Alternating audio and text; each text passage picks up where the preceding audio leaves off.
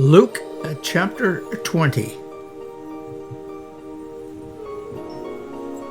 One day, as he was teaching the people in the temple and preaching the gospel, the chief priests and the scribes with the elders came up and said to him, "Tell us, by what authority you do these things?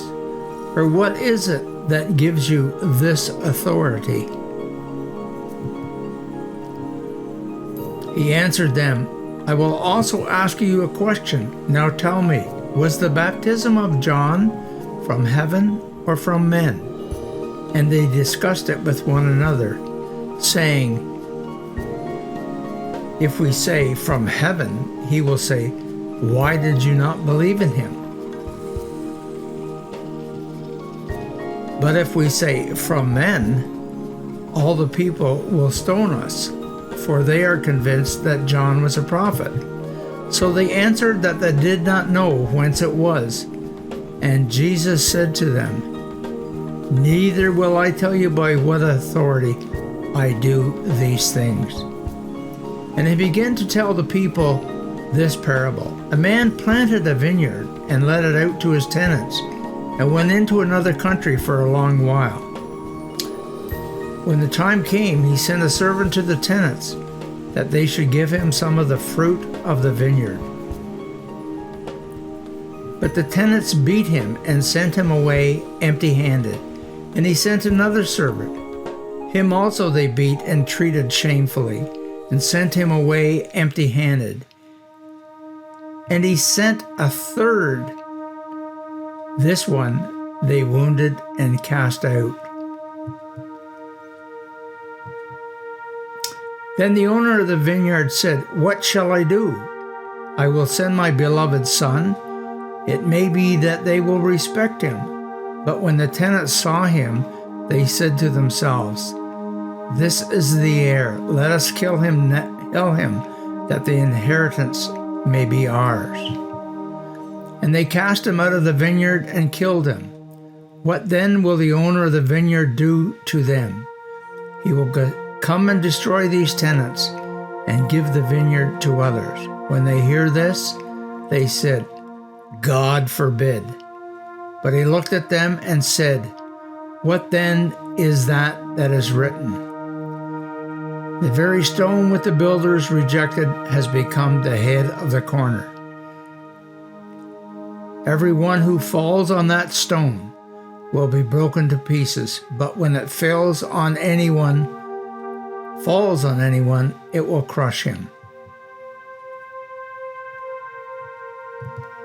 The scribes and the priests tried to lay hands on him, and at that very hour, but they feared the people, for they perceived that he had told this parable against them, so that they watched him and sent spies who pretended to be sincere, that they might take hold of what he said, so as to deliver him up to the authority and jurisdiction of the governor.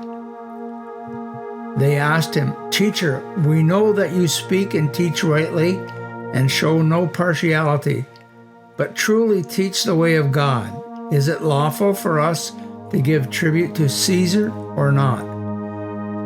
But he perceived their craftiness and said to them, "Show me the coin whose likeness and inscription has it."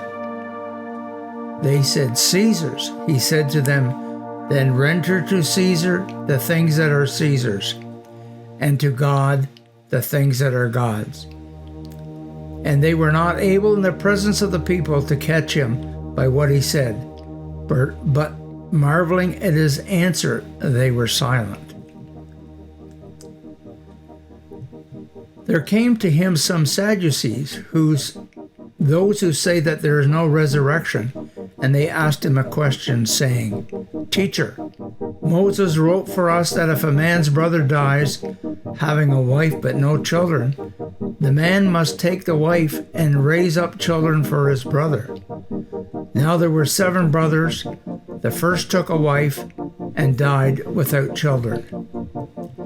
And the second and the third took her, and likewise all 7 left no children and died. Afterward, the woman also died. In the resurrection, Therefore, whose wife will the woman be? For the 7 had her as a wife. And Jesus said to them, the sons of this age marry and are given in marriage, but those who are accounted worthy to attain to that age and to the resurrection from the dead, neither marry nor are given in marriage, for they cannot die any more, because they are equal to angels and are sons of God, being sons of the resurrection.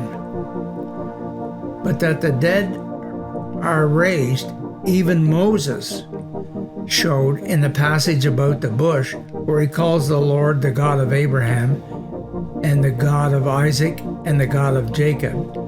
Now he is not God of the dead, but of the living, for all live to him. And some of the scribes answered, Teacher, you have spoken well, for they no longer dared to ask him any questions. But he said to them, how can they say that Christ is David's son? For David himself says in the book of Psalms, the Lord said to my Lord, sit at my right hand, till I make my enemies a stool for thy feet. David thus calls him Lord, so how is he his son?